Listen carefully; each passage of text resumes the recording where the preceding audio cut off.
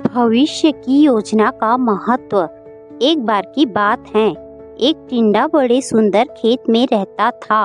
वह अपने दिन खेलते और गाते बिताता था, कभी भी किसी चीज की चिंता नहीं करता था।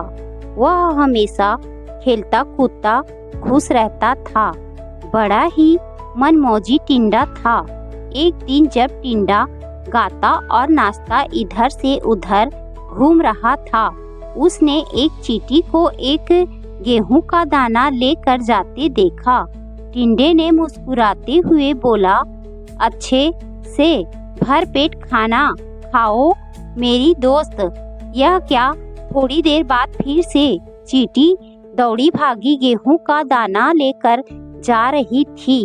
चींटी को व्यस्त और जल्दबाजी में गेहूं का दाना ले जाते देख कर टिंडे ने पूछा, दोस्त चींटी, तुम इतनी मेहनत क्यों कर रही है? मेरे साथ आ जाओ, खेलते हैं। तब चींटी ने जवाब दिया, मैं सर्दियों के लिए भोजन इकट्ठा कर रही हूँ।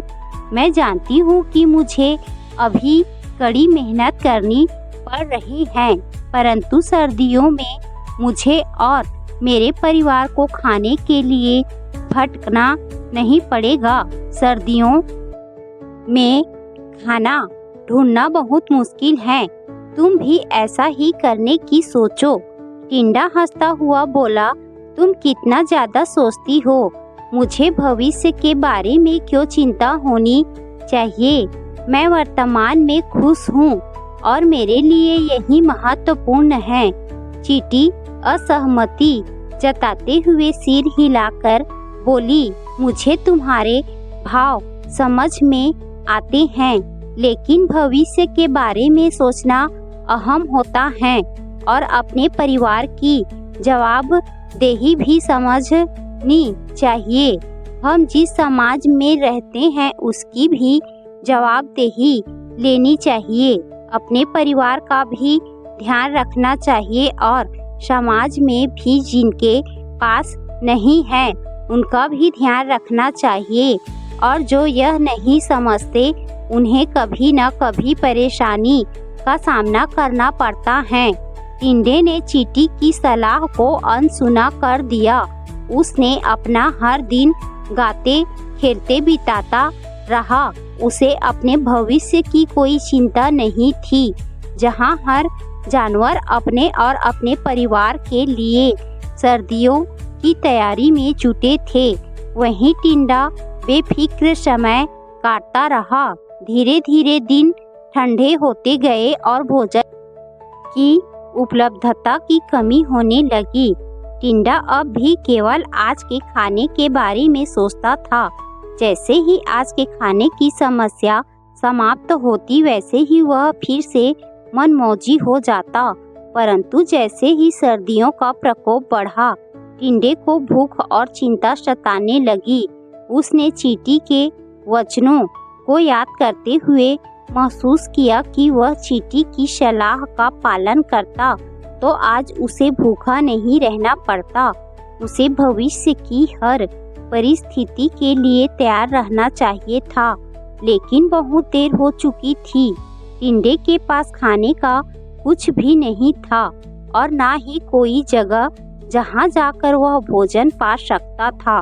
वह दुखी और अकेला महसूस करता था।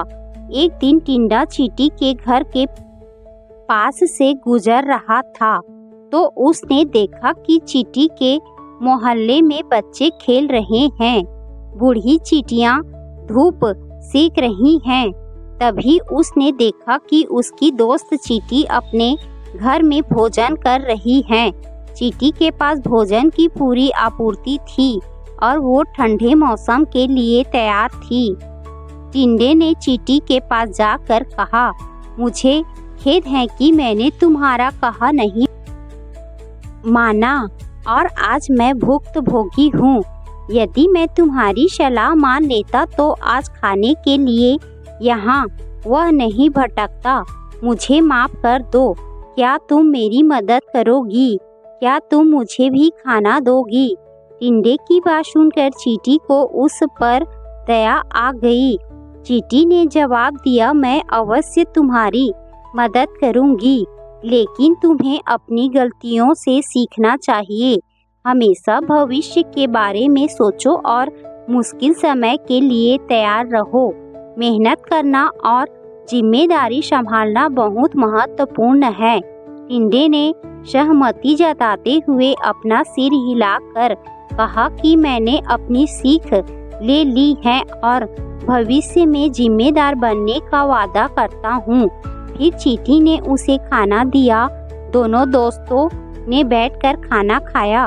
उसने चींटी को अपनी मदद और दोस्ती के लिए धन्यवाद दिया। उस दिन से टिंडा मेहनत करने लगा और भविष्य के लिए तैयार रहने लगा। उसने सीखा कि सफल जीवन के लिए जिम्मेदारी लेना और मुश्किल समय के लिए तैयार रहना महत्वपूर्ण है। सीख: खुशहाल और सफल जीवन के लिए कड़ी मेहनत और जिम्मेदारी महत्वपूर्ण होते हैं। वर्तमान के साथ साथ भविष्य के लिए योजना बनाना और तैयार रहना आवश्यक होता है।